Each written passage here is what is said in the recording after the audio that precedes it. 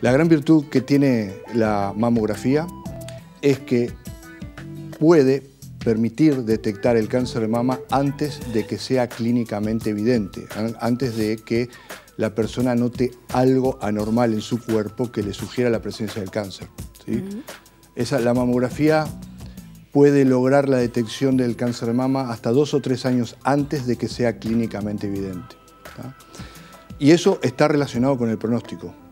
Esta enfermedad, cuanto antes se detecte, ¿sí?, en cuanto el estadio menor, el momento del diagnóstico, eso implica un mejor pronóstico y una mayor tasa de curabilidad para esa persona. Esa es la virtud que tiene la mamografía. La mamografía es, dentro de las técnicas de imagen, sin duda, una de las que está más estudiada, más reglamentada y que más publicaciones científicas surgen en torno a ella, por su uso en mujeres aparentemente sanas, ¿sí?, para detectar una enfermedad que hasta ese momento no se sospechaba, ¿sí? Sin duda hay muchísimas publicaciones con respecto a la mamografía, ¿sí? Su beneficio, por la evidencia científica que existe, está demostrado, ¿sí? Hay muchas publicaciones que hablan de una reducción de la mortalidad atribuible al screening con mamografía que ronda entre el 15 y el 36%, pero se podría hacer un promedio del entorno del 20%. ¿Tá? Estamos hablando de una reducción de la mortalidad en poblaciones de mujeres que se hacen periódicamente la mamografía. Bien. ¿Tá? Ahora, sucede que a pesar de que esto ya está demostrado, esto es un hecho real, ¿sí?, la mamografía salva vidas, ¿sí?, ocurre que surgen publicaciones que, digamos, polemizan con estos beneficios. Sí. Publicaciones que valoran mucho efectos, o sea, consecuencias de la aplicación de la mamografía a una población, ¿sí?, que no están dentro del objetivo que tiene esa medida, sino como que algunos lo describen como efectos adversos de la mamografía. Que es necesario aclarar bien cuáles son y cuál es su real magnitud para que la población no se confunda, porque hay muchas publicaciones que sobrevaloran esos efectos adversos. Claro, ¿no? Por un lado está, digamos, las consecuencias sobre el físico de la persona que se lo hace, por decirlo bien concretamente, y otra tiene que ver, por ejemplo, con la sobrediagnosticación, que también se habla, ¿no? Bueno, como que son se términos detectaría, muy confusos esos. Ahí va, como que se detectaría las células cancerígenas que en definitiva recorren el cuerpo cuando aún no son cáncer, y como digamos, eso yo lo encontré en Lancet y British Medical Journal, que hablaba como de eso, como que digamos, mujeres que naturalmente eliminarían esos cúmulos de células cancerígenas sin un tratamiento que, bueno, todos sabemos que los tratamientos contra el cáncer son muy nocivos, además de primero la pretensión de tengo curar. que aclarar varios puntos con respecto a eso, porque es necesario que esté bien claro eso. Sí, totalmente. Lo que se llama efectos adversos del screening con mamografía son 3. Uno son los falsos positivos. Ahora te explico lo que son. Lo otro es lo que se llama, como tú mencionaste, sobrediagnóstico. Y lo tercero, y lo que tiene más estado público, digamos, es la exposición a los rayos X durante la mamografía. ¿Tá? Con respecto a los falsos positivos, un falso positivo es cuando una mamografía detecta una anomalía que es catalogada como sospechosa o como probablemente maligna o alta probabilidad de malignidad, que después se hacen otros procedimientos y la conclusión final es que no era una lesión maligna, sino que era una lesión benigna. ¿Tá? Los que, digamos, se basan en este efecto para publicar en contra del screening, dicen de que los falsos positivos llevan a la realización de biopsias innecesarias, ¿sí?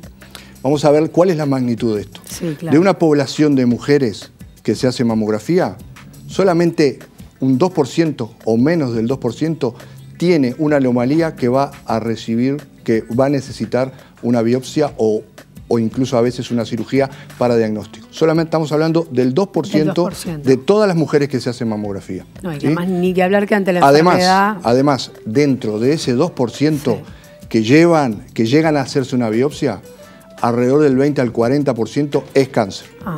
¿Tá? O sea que realmente la magnitud de ese problema no es relevante. Y en la práctica clínica uno ve que a una persona que le ocurre eso, que tiene un diagnóstico de probabilidad de malignidad en una mamografía, después se hace una biopsia y el resultado es benigno, lo que siente es alivio. Ni que hablar. Y agradecimiento porque quedó claro de que no tiene un cáncer. Bien. ¿Tá? O sea que no considero que ese sea un problema relevante. Bien. ¿Tá? El otro término que tú me estabas mencionando ahí es el sobrediagnóstico. Se denomina sobrediagnóstico. En realidad es un término equivocado, después te lo explico por qué, pero se denomina sobrediagnóstico. ¿Qué es el sobrediagnóstico? Sobrediagnóstico es cuando se detecta un cáncer, ¿sí?, por la mamografía, que si no se hubiera detectado, si se hubiera dejado a su evolución natural, ¿sí?, nunca hubiera causado síntomas y no hubiera provocado la muerte de la paciente. ¿Tá? Eso es el sobrediagnóstico, la detección de esos cánceres. Pero, sin duda, eso es un término sumamente confuso, porque no es posible determinar, una vez detectado, cuál cáncer va a evolucionar y cuál no. Eso es imposible, no se puede hacer. Claro, no es un problema del estudio. Tiene un cáncer. El objetivo de la mamografía es detectarlo si lo tiene. Si lo detecta y la persona no es una persona sana, es una persona que tiene un cáncer de mama. ¿Tá? Ahora, no podemos saber qué va a pasar con ese cáncer de mama, por lo tanto hay que tratarlo. Perfecto. ¿Tá? Y sigue rigiendo el concepto de que cuanto antes se detecte, mejor. Ahora, otro concepto importante. El sobrediagnóstico no se puede medir directamente. Uno no le puede decir a la paciente, bueno, te encontramos un cáncer, pero es un sobrediagnóstico, no hay problema, no te trates. Eso es una ridiculez. Está claro. ¿No? El sobrediagnóstico es un término matemático, es un cálculo matemático, que si uno analiza las publicaciones que hay con respecto al tema, va a ver que el porcentaje de sobrediagnóstico es extremadamente variable, porque entre todas las publicaciones todos lo calculan diferente. ¿Ah?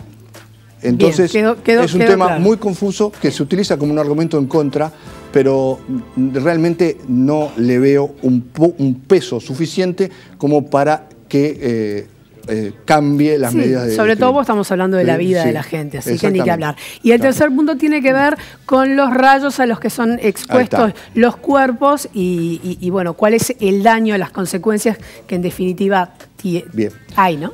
La mamografía, como todo el mundo sabe, se utilizan rayos X. ¿Ah?